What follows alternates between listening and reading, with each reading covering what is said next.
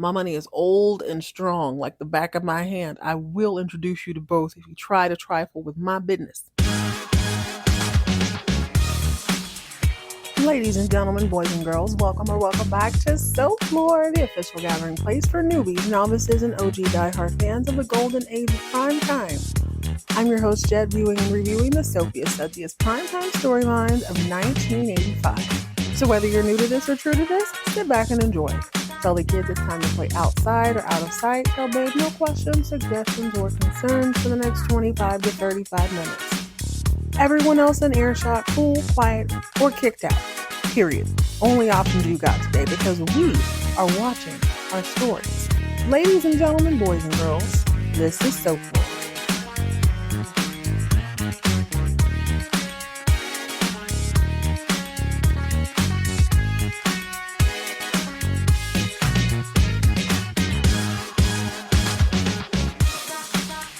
Hello, party people. Welcome back to another fun-filled edition of Soap Floor. I hope your day is shaping up well. I've never been better. I am on 10. I am feeling the relaxation of summer for the first time this summer. That's the thing about getting grown. You ever notice that?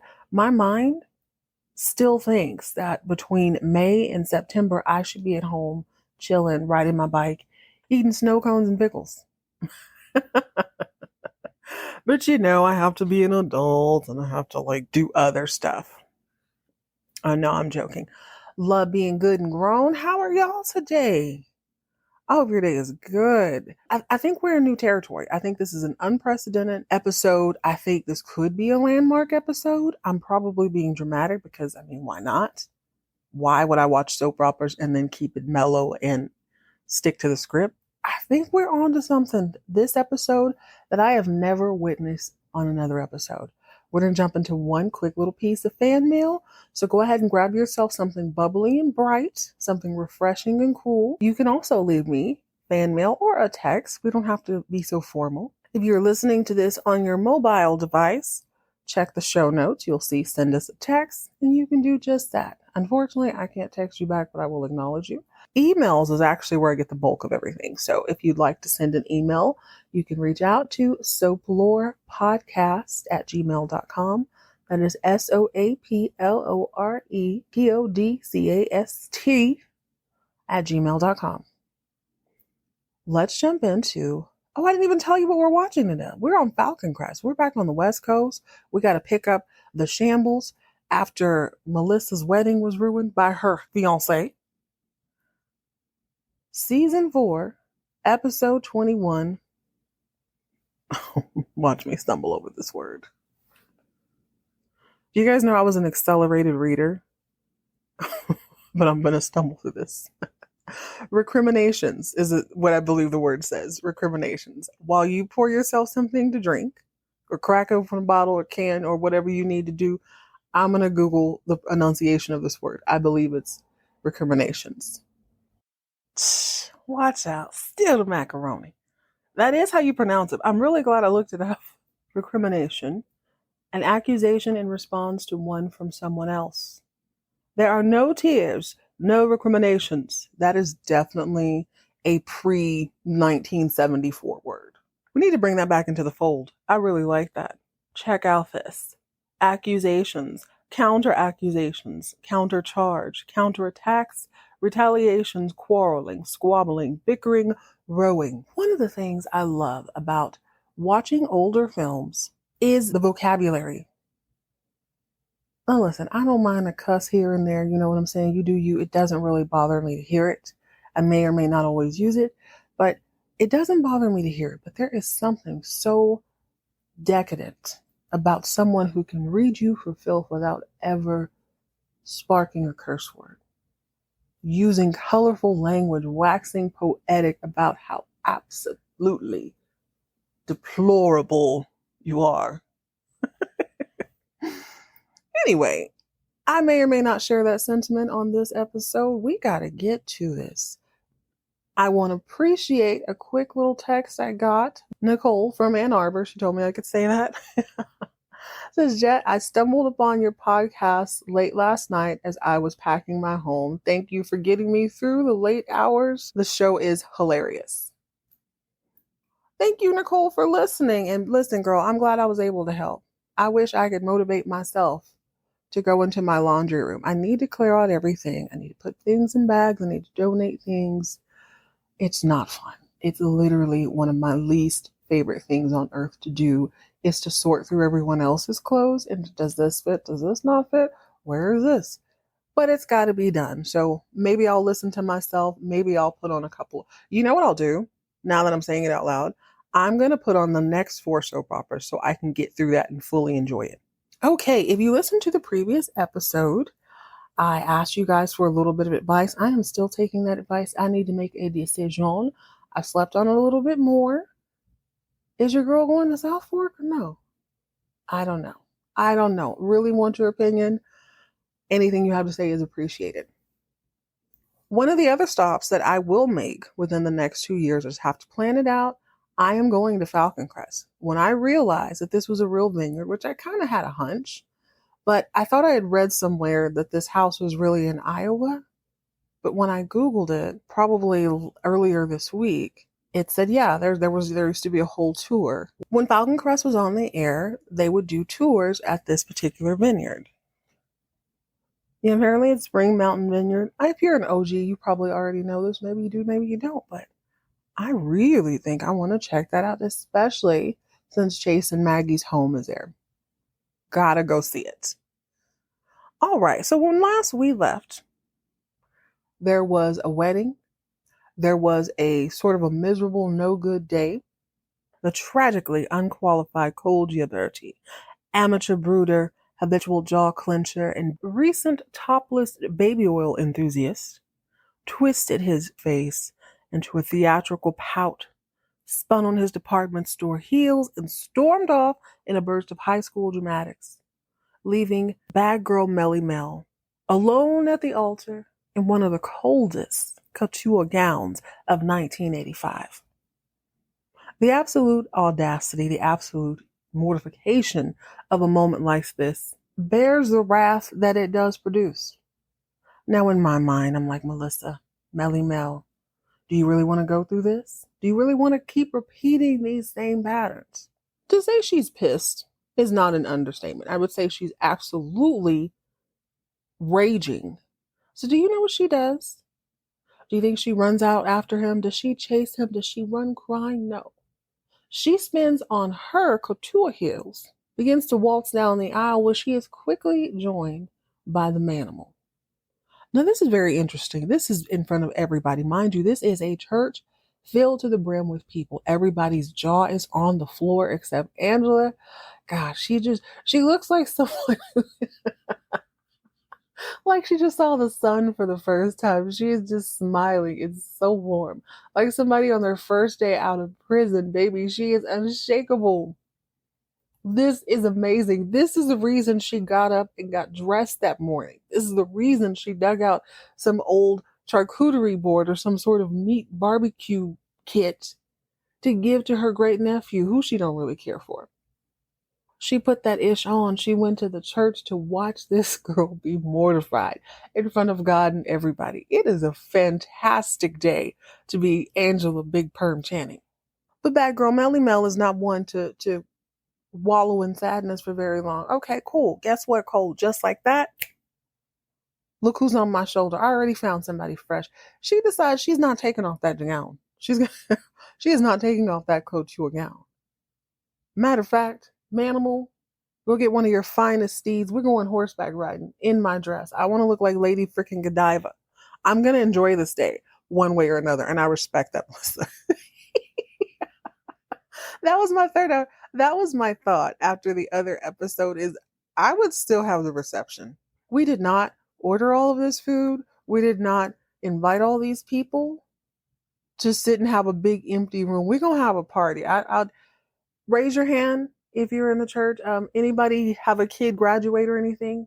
Is anybody's birthday? Did anybody not flip out on a cashier today? Perfect. That's what we're celebrating.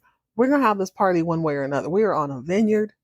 There's tons of wine and cheese. We're going to have a good time. I will handle Cole at another date and time. Well, Maggie and Chase, as you can imagine, are not entertained by this foolishness. Their son has just embarrassed the family yet again. Now, I'll say this. I don't really have any beef with Cole other than his kind of infantile face always scrunching up. He's very juvenile to me. But by and large, he's a good guy. He doesn't really do a lot wrong. He kind of gets caught up. It's just he is the definition of can't win for losing. He's always in the wrong place at the wrong time. And then he's got that temper, so it's so easy to trap him. So he runs off and he embarrasses the family. He comes stumbling into the house later that night, singing at the top of his lungs. Chase and Maggie got to get up out the bed, and they're pissed. You drunk nincompoop, you absolute fool, you disgrace. How dare you come stumbling in here singing all at the top of your lungs? That's reason enough to get cussed out. But on this occasion, he's earned their wrath because not only did you embarrass us, you ditched your baby mama in front of your son. Your baby son watched you turn on your department store heels and sashay out of that door, threw a fit. He watched you throw a kindergarten fit in a church in front of his mama. Chase has had enough. He's like, listen, I understand. Listen. Your mother and I can't stand Melissa, but we are forward thinking. We understand that we have a grandchild who is attached to her, and no matter what, we're going to make the best of that relationship for him, and we make the best of that relationship for you. Now, it's one thing not to want the girl. It's quite another to ditch her at the altar in front of your son. If nothing else, they're pissed that he has disrespected his son. Keep in mind that the reason he left Melissa at the altar is because Angela told him that Melissa is barren. He's upset that she didn't tell him first. Mind you, she's already given birth to his son. I will not continue to beat this thought process home, but it seems a little bit dramatic to me personally. You know what I'm saying? It's a weird way to fly off the handle. Seems like there's probably 150 other things underneath the surface that you really don't want to handle with her. And this was the easiest out. It's like, oh my gosh, you lied to me. She didn't really lie. One could argue that maybe she was hoping for a better diagnosis. Why wouldn't she? This is a soap opera. Obviously, things can happen. She's young. She's healthy. There's many different ways to have a child, even if she can't carry it. I almost hate to admit it. This might be some of Cole's best acting. He acts so much better when he's drunk. He is breaking lamps and sweating all over the place. But, hey, if this is what we need to pull out of him, I like it. Anyway, Chase and Maggie push the point home. You left everybody. You left a huge mess. You need to grow up, and you need to grow up with quickness. Go upstairs, sleep it off, wake up tomorrow, and you better go and fix it. Go handle it. Go be a man. Way to lay down the law, Chase. He ain't got time for this. Chase is also wearing sneakers. I don't know what he was about to do.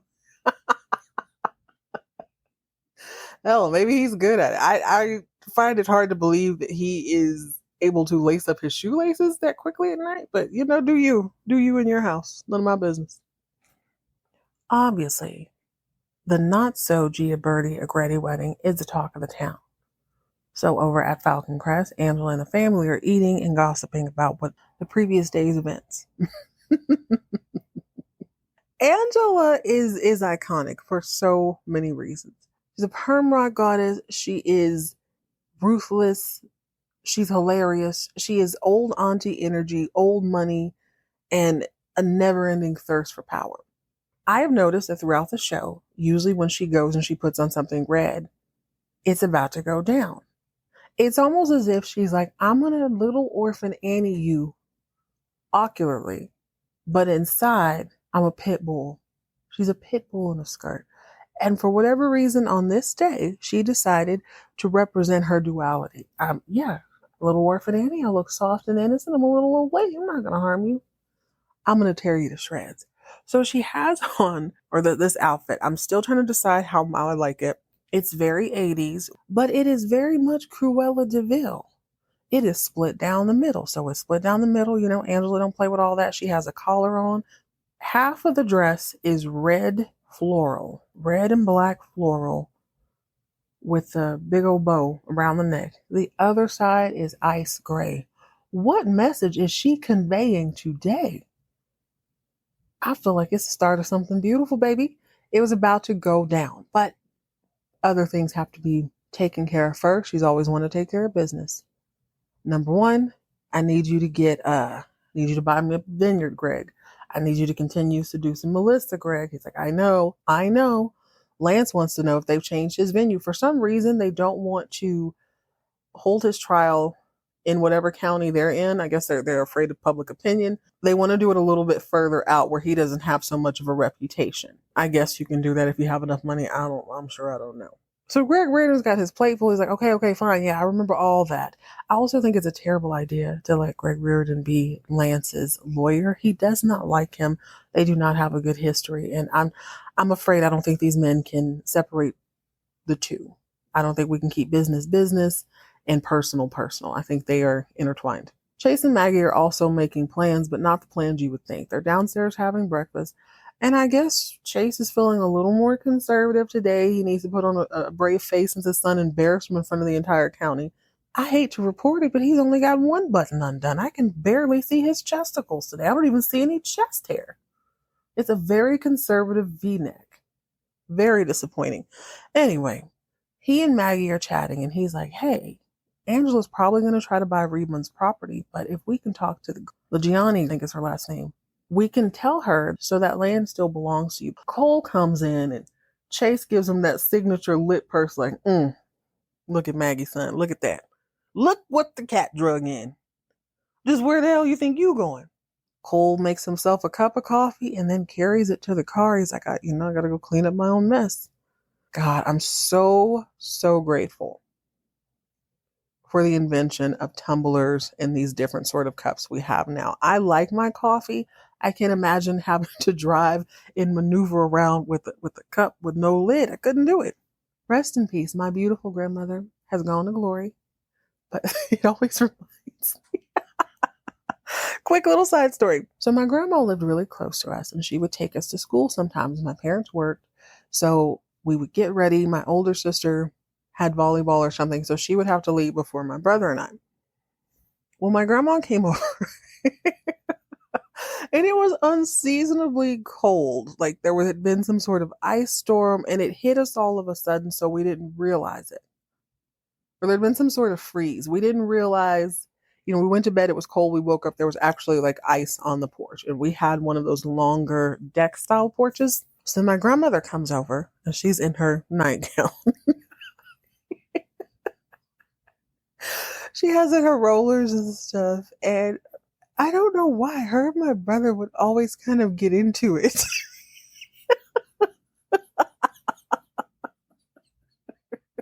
Like, he was always very serious about it. I could tell she was just having a little fun with him. He cracked her up. So he'd be, he'd tell her, Grandma, everywhere we go, there's old people. You're supposed to take me to McDonald's. My grandma would often take like her aunt. So you can imagine my grandma she wasn't super old at the time, obviously. She's probably like maybe she was like early 60s. I don't know. But her aunts were still alive. So she would take them to like the Social Security office to their doctor's appointment. She was very much being like their niece. And so my brother was young enough to where he wasn't in school yet, or he was like, we only went to school half a day. So sometimes he'd be with her. He did not enjoy her festivities. They were very, very old lady. Me, on the other hand, I enjoyed them. I had a good time running around with these old people. But one time she bought him, like, he said, you're supposed to take me to McDonald's. You never take me anywhere. It's always old people. And she'd be like, just deal with it. So she bought him a corn dog one time, and he just like threw his body back and stiffened his legs, and he let the corn dog roll it to the floor. So they kind of had that relationship, and she'd be like, pick it up and eat it. So they kind of go back and forth all the time. Well, on this particular morning, it's icy outside. I think I went out first and was like, whoa, it's slippery. But I was able to kind of figure it out soon enough. My brother comes out. I help him off the porch. We go sit in my grandma's car so we can see the porch from the car. And she's inside pouring herself a hot cup of coffee so she can take her grandkids to school. Mind you, picture all this in a regular degular nightgown, not like a silky fun one, just like a regular t-shirt one that like hits you at the knees. She's wearing regular slippers. She was fine with it. They used to live in Denver before they lived in Texas. So she comes outside and she's holding she's holding a cup of coffee. Next thing you know, whoa, whoa, whoa, sweep! Her legs fly out from underneath her. She spills the coffee everywhere. She falls down like the 3 steps, down the 3 steps.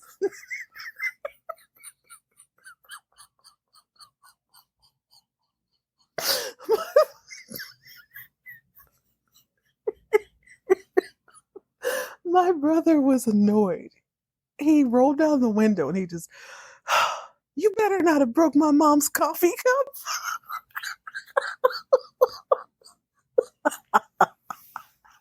Oh my God, we laughed about that for years. He didn't give a damn about her back. You better not have broke my mom's coffee cup. Oh, jeez. That was hilarious. But that was my first thought as Cole left the house. Like, you better break that damn coffee cup. Bring it back. But you know what? He's going to handle business. He needs to go and make amends. Or so we think. Only he goes to Melissa's house to act a teetotal fool. He comes tearing through her home, picking up papers, storming off, running up and down the steps. I can't trust you. You weren't honest with me. And she's like, dude, what are you talking about? You can't have any babies. She's like, oh, wow, really? What's that downstairs? What's that in that nursery in there? She's like, it wasn't that I didn't tell you. I just didn't know if this was a final thing. I even went and got checked out to see what my options are. Like, I didn't not tell you. I just, I wanted to bring it to you once I knew all the information, once I had the answers. You know what I'm saying? I hadn't tried to have a baby. And he's still brooding. He's bumping on. He's snatching stuff out of their room. And she goes, you know what? You know what? Not marrying you is the best thing that may have ever happened to me. I agree. And he walks out. Side note, Melissa's house is fantastic. I've never seen the downstairs before today. It is beautiful. But once he leaves, she's so angry. She's ah! She starts tearing up the room, just destroying everything. Well, tearing up the bed, really. Lies on the bed and kind of chuckles to herself. I'm a bubbly baddie. I'm a bubbly baddie. I'm a bubbly baddie. Cole is so juvenile. This relationship is so toxic.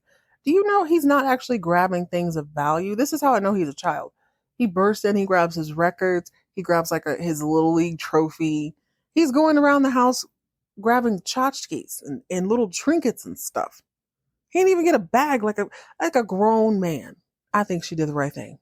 During the argument, it is worth noting, and it is very important to the storyline, that he expresses that it wasn't so much, it sucked to be the last person to know that she couldn't have kids, but it sucked even more to hear from Angela Channing. And in his mind, hearing that his wife can't have, or his wife to be can't have children from Angela Channing is on par or equivalent to being left at the altar in front of the entire valley. In his mind, I'm declaring henceforth and forevermore, I hate this relationship. I hate it. Move on, Melly. Reardon ain't the one. Lance ain't the one. I'm sure they're going to bring in some hot to trot hottie in the next season or two. I need her to move on. I don't like this at all. I guess Cole wants to get back to nature. He needs to ground himself, touch a little earth. He decides that he and Joseph are going to go on a fishing trip. So he comes down the stairs looking like Wilson from Home Improvement, and he's got Joseph in a very similar getup. Joseph is remarkable. Best actor on the show, as far as I'm concerned. First millennial, I don't care. Kid is quite brilliant. And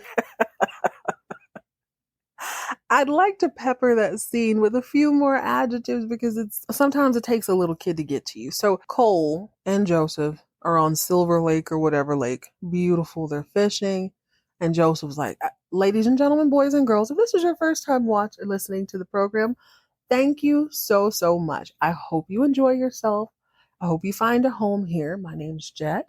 I'm an elder millennial watching these shows for the very first time. So when I review a show, understand that I have not seen the rest of the seasons. I've only gone as far as we are. Like yesterday, I watched Falcon Crest and I watched Dallas all on the same day. So I may flub a detail here or two. I may make some predictions. Sometimes I'm right. And then sometimes I'm really, really wrong. Sometimes I take creative liberties with a scene, but what I'll never do is lie to you about a scene. I might pepper it with adjectives, but I will never make up something. Used to do something called simple theater, and today is a little bit like that. So here's a scene. Cole, dressed like Wilson from Home Improvement, is sitting on a rock talking to his child, who is one of the most brilliant actors ever on television. He's a baby genius.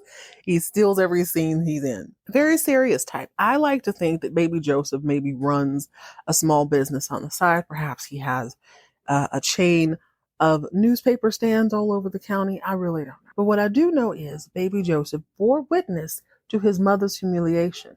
He put on a penguin suit. He had his father pin his corsage on him. He said, please don't crush these flowers. I got plans for these later. And what does his dad do? He stomps on his mother's heart instead, crushes her like a bud. So Joseph was like, yo, listen, I understand, Father, that things happen in life, but I'm going to bless you with a little wisdom. You see, I'm 4 years old. And I'm like, 4 years old? When did Joseph become 4 years old? He's 4 years old. And I guess sometimes at pre-K, he gets in different squabbles. He has different situations that come up, and he has to navigate that with the wisdom that has been bestowed on him. And he's like, look, Daddy, I've made some mistake in my day. The past is the past. If I could go back, I would correct it. But if I don't know anything else, I know broads and I know my mother. He says, Dad, why did you and Mommy have a fight? What happened? Talk to me. What happened? Cole says, your mother and I have a really hard time being honest with each other. Joseph's like, yeah, okay, I get that.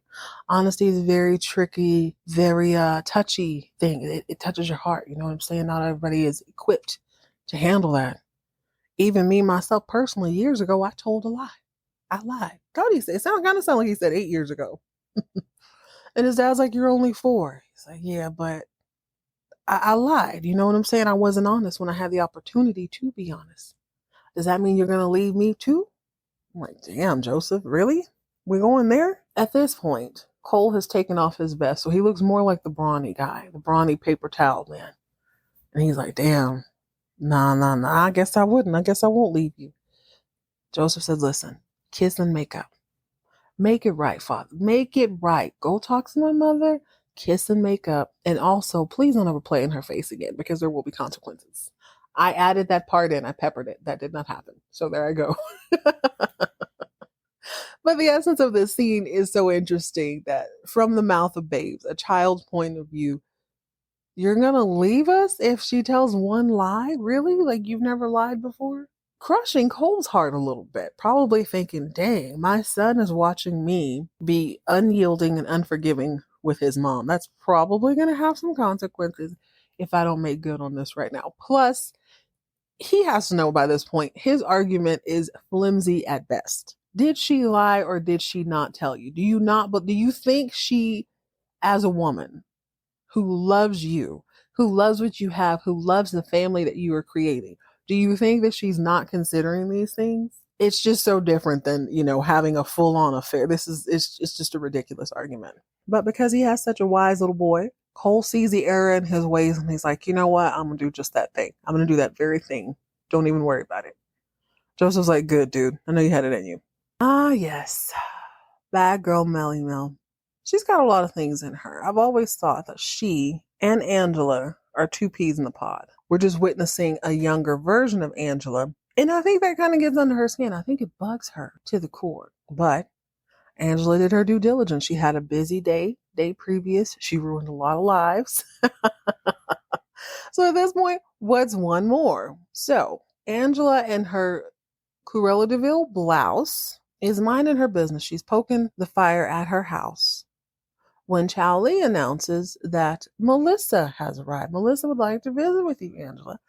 Now, Angela, knowing she ruined this girl's wedding, is like, hey, boo-boo, what you doing here? She's really just gleaming and is like, God, you look terrible. Why don't you sit down and have a glass of tea with me, baby? What's going on? I am so surprised you showed your face after that fiasco. But you know what, baby girl, I know that's my nephew, but I'm glad you know now what kind of person he is.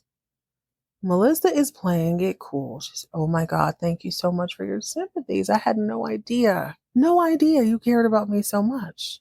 And she's like, okay, of course I care. Melissa's like, you care about me or you care about my grapes? And Angela's like, don't, girl, don't be ridiculous. I was doing you a favor. I wanted you to see what type of person Cole and the Giabertis are. Is that really the family you want to be mixed up with? Is that really the type of person you want to do business with? So it makes a little more sense now why she would be so ruthless. I thought she was just being hateful because she cried 2 tears. Somebody had to pay for it. She wanted Melissa to be humiliated publicly so that she didn't jump back in bed with the Giabertis metaphorically when it comes to her harvest. So Angela is playing Monopoly here. She wants to buy up all the adjacent land to have an even bigger dynasty at some point. The Reardon property is in her mind. She just has to buy it from the Giannini people. Now, as far as they're saying, I guess the mother was sick. Giannini, I'm getting this all mixed up. Miss Giannini is sick. Her daughter's going to show up a little bit later, I guess, to take care of business. Nobody knows that just yet. I could have sworn all this happened on the last episode. That's what I get for watching them so close together. I got to space them out a little bit. Back to Melly Mel. So Angela's like, girl, I just hope you can recover. You know what I'm saying? I hope you can do better. Melissa's like, I'm going to try. I'm going to hold my head up. I'm going to do my thug thizzle, but I brought you something. So it's this big, giant white box. I wish I could remember what I thought it might be. I think I had a suspicion that it was her wedding dress, but that's exactly what it is. Melissa is so poised. She is channeling Sue Ellen this entire time. She's poised. She's got her little Chanel suit on. Like, okay, yeah, well, you care about me, not my grapes, and you did me a favor. I got it. I thought of you too, Angela. So Angela opens a box, and it is her wedding dress. Melissa's like, I thought you would really enjoy this. You can put it in your trophy case. It's what's left of my wedding dress. And here we go, people. So it's what's left of my wedding dress. You bitch. Is this the first time somebody has been called all the way out their name on this show? Yes. Is this the first time on any of the 4 soaps that we're watching right now that anyone has been called a biaha? I think it is. Ladies and gentlemen, it took to 1985. Well, okay, hold on. I don't know if that's true. I got a little bit ahead of myself. Yes, I'm watching these. I've always watched Dynasty, Dallas, and Falcon Crest at the same time. Falcon Crest is the last in the race. They didn't actually start filming until 1981. 1982 or 1981. Dynasty started probably recording. It aired 1981, like the very end of the year. Dallas and Knots Landing had been on for about 3 years at that point. So it is very possible that someone else gets called a biatch at another point in time. But this is my first time in something like 200 episodes hearing anybody be called a biatch. Angela does not take it well. She kind of, she gets huffy and puffy and oh my God. But it's that kind of frustration where you can't really do anything because Melissa's already sashayed off. She can't say anything to her now. But she just kind of balls up the dress and throws it in the fire. Like, yeah. Reminds me like when I was a kid and you get in trouble. You ever get in trouble? And maybe your mom or dad really irritated you. So you go in your room and you like pantomime this whole argument. You rage whisper. And throw around non-destructive things like pillows and teddy bears and t-shirts and stuff, lest you make noise and come in there and get your butt whooped. That's what Big Angie does. She can't believe this hot roller heifer came in here and disrespected the perm rock goddess in her home. I don't want this little cheap floozy dress. Threw it in the fire. Burn, baby, burn. You know what I fear? I think Melissa might rue the day for that little stunt. The next scene we see Angela and she's back to her bully. She is in a red dress with polka dots all over. And she is face to face with her arch nemesis, the other curly haired person on the show. Although he's kind of blow drying his hair out. Now, the aviator Adonis is looking at her all out the side of her eye. He is big pissed. Big pissed that she ruined his son's wedding. Let the record reflect his son ruined his son's wedding. I guess Chase is doing some sort of inventory and he sees Angela. He's like, well, helping yourself to our stash, eh? She's like, yeah, I own it. We own it. Must be nice. One of us has to work since you're so busy meddling with other people's business. Cole told me what happened. You wrong for that, Auntie. You're wrong for that. She's like, please. I have so many other things to do than meddle with your crybaby Ken doll son's life. Chase says, listen, I'll admit I've never been a fan of Melissa, but I feel like you only did it to meddle with her harvest. She goes, oh, I ain't worried about that. He goes, well, don't try anything else because I made your business my business. I know you want that Giannini property. I keep messing up these names. The Giannini property. That was the one Reedman had stolen. And she's like, listen, don't play with me, little boy. My money is old and strong, like the back of my hand. I will introduce you to both if you try to trifle with my business. Chase is like, yeah, okay, well, I don't have to trifle with anything. I'm just going to put a little bug in Mary Giannini's ear. Tell her, guess what, baby? You were robbed. You don't have to sell a daggone thing. He's standing there all smug, and she's like, oh, yeah, you look real cute. It's real cute. We'll see. We'll see. At the end of the day, we're going to see who wants what, who ends up with what. Remember, you're new to this. I'm true to this. In Angela's mind, I'm muddying the details. I'm going to be honest with you guys. I'm muddying the details of the last episode and what I know happens on this one. But she does not seem to be concerned about this property. It's as good as sold as far as she knows. Cole's like, you know what? We'll just see. I talked to Mary. She's going to be in town tomorrow. We're going to get it all worked out. It really pisses off Angela. She storms back into the house. Like, I cannot believe my nephew is so just disrespectful. I've been so disrespected today. People calling me out my names. My nephew is defending his son. Like, back in my day, when an old lady cussed you out and embarrassed you and ruined your wedding and ruined your son's life, you just took it. Kids nowadays don't have no couth. They don't have no home training. They do not know how to take an L properly. She is super pissed. She goes back to the house, and of course, Greg Reardon just happens to be loitering. She's like, you need to get your stuff together, Greg. Aren't you supposed to be working on a trial? Aren't you supposed to be buying property and crap for me? Go get your stuff together. Get on. Go on. Get. He leaves the house and she angrily shuffles paper. While on his way out, he sees Aunt Terry going down the hill walking her horse. I don't know why there's so many animals in this episode. Was Ralph Lauren popping at this point because everybody's in polo boots and those big bows or whatnot? Anyway, Greg Reardon, I guess he sees her from behind. He pulls up to her. He's like, hey, sweet thing. What's up, baby girl? What you trying to do? Trying to have dinner with a player? Again, ladies and gentlemen, I am taking creative liberties.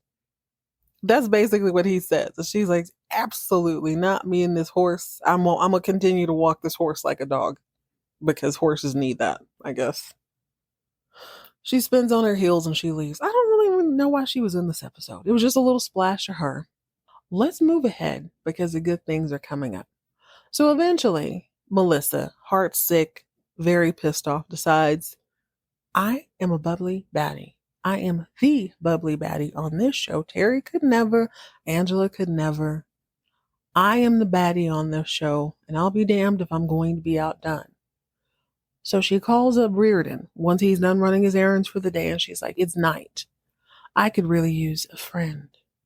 So he wakes up, he comes over to the house, he's really thinking things are going to pop off, but they spend the entire night in front of a fire in her pajamas, him in his bugle boy jeans and non-broken in boots.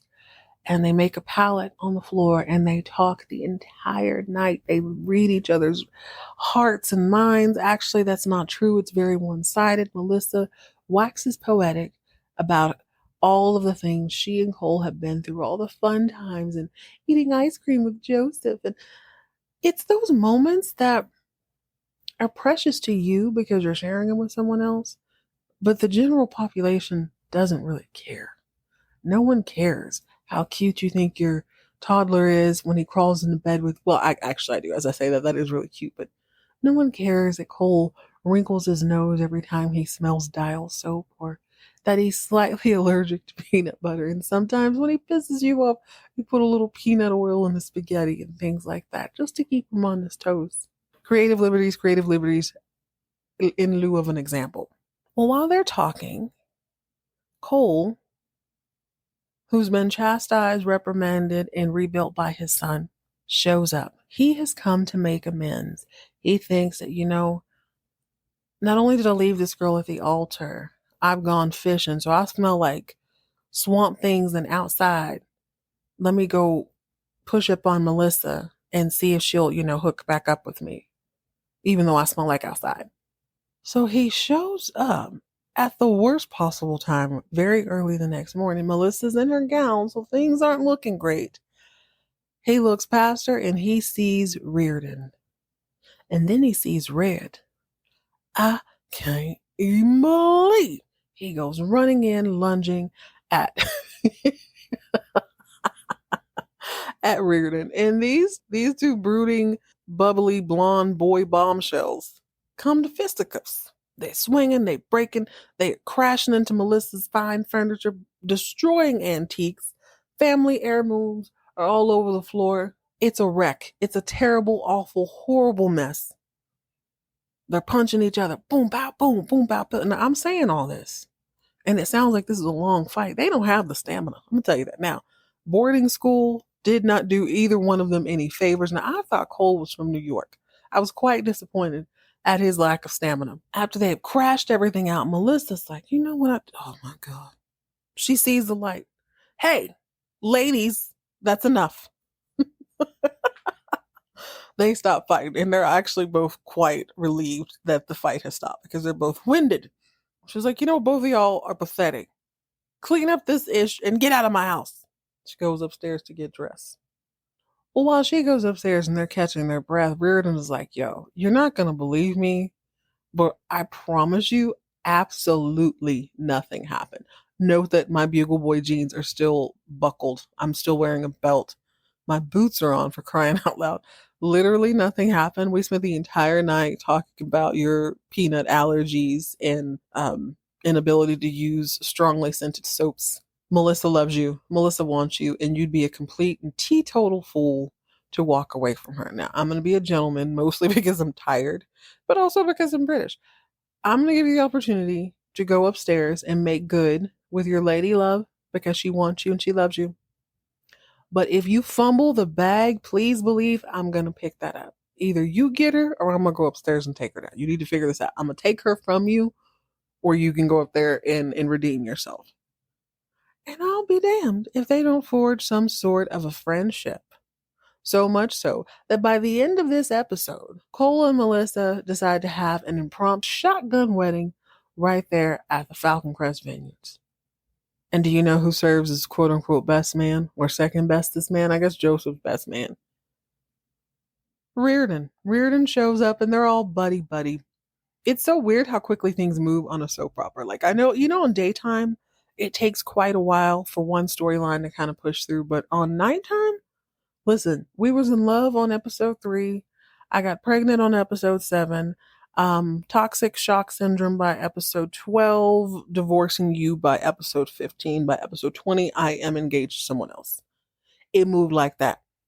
They hated each other. Episode 10. Episode 21, you are my best man. Maggie and Chase and baby Joseph are looking at each other out the side of their eye like, I can't believe we got dragged into this bull again. I can't. God, they break up and make up.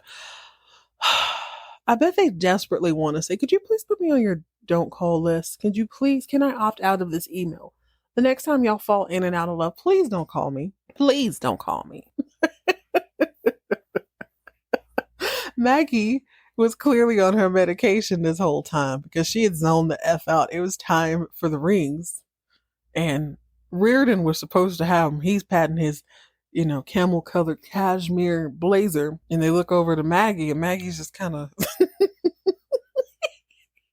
in my mind, she's singing Phil Collins. I can feel it coming in the air. Maggie. Maggie. The ring. Oh, yes, here, yes. Pulls it out of the pocket, passes it to Joseph. Maggie, get it together. Lay off the wine, lay off the mommy juice. Allegedly, allegedly, allegedly. Do you remember how last episode Angela goes and she tells Richard that Lorraine is pregnant? Well, Richard is taking it the same way Cole took the lack of pregnancy and its abilities and its hope for the future. He takes it the same way. Richard does not take it well. So Lorraine's pouring him a glass of milk. How juvenile. And he flips out. He slaps it out of her hand. You're pregnant. How are you not going to tell her you're pregnant? I have to say this.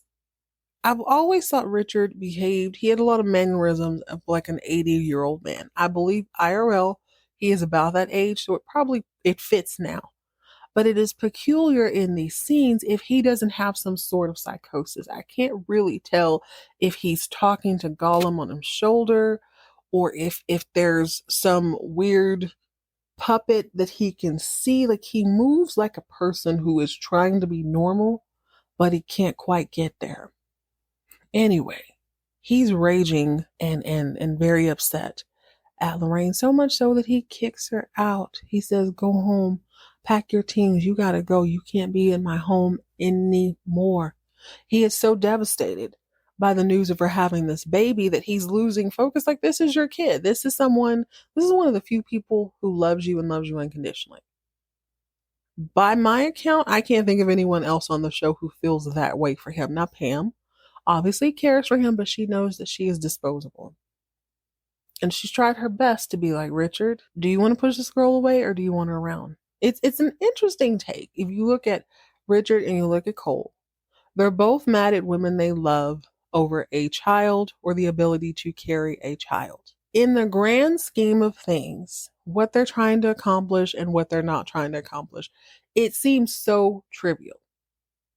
In all honesty, if Richard wants to continue to destroy Lance, he could do so.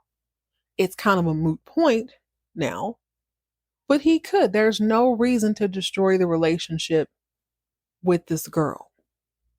Let Lance go to jail. Let him spend a little time. Yeah, you can keep spinning it. She can be upset. I think you can get over that at some point, but you kicking this baby girl out because she's pregnant. Oh, she's also Lance's fiance. He asked her to marry him. So there's that.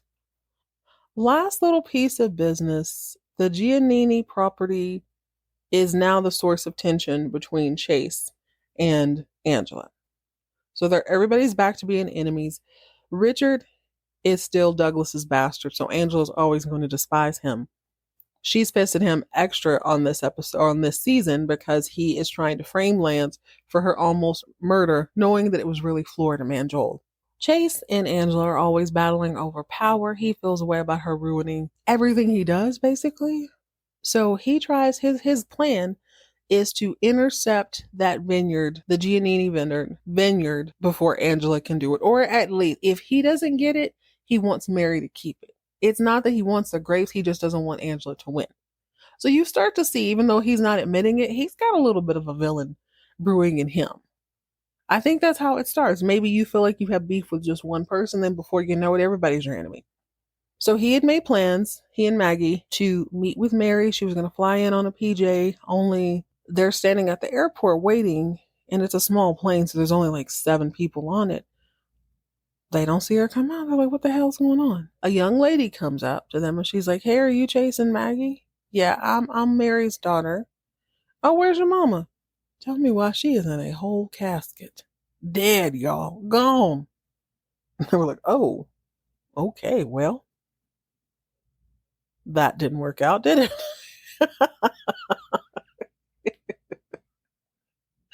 So, yeah, this becomes very awkward. The daughter explains that, yeah, mom was fine like yesterday morning. Now she's dead. I guess it's 1985. I don't know if you need an autopsy. So she's going to be buried. And I figured since she was already on her way here, irony, we might as well have a quick little funeral. You guys want to have a funeral real quick? Then maybe we can grab some lunch. And they're like, oh, sure, of course. So the plan is a little bit muddled at this point. Angela and Chase, or I think Angela thought she was going to buy it from that lady, from Mary. Chase thought he could intercept that with a conversation and be like, hey, you were robbed. You don't actually have to sell it. You can go back to your house and live happily ever after. Only she dead now. So there is a burial And Chase and Maggie have to go home and change and put on something respectable. They can't show up in all these bright colors. Angela don't give a damn. She shows up after the burial because she's already been to a wedding. It was ruined. We're not doing 3 major life events this week. Sorry, it's not happening. So she shows up right after the burial, right after all the hard work is. She shows up in her supervillain car and she's like, hey, girl. Hey, Connie, you remember me, baby? I'm so sorry to hear about your mama. Listen, I'd love to help you out. Why don't you come down to the house? We'll have a little lunch, a little tea, and we'll talk about your mama.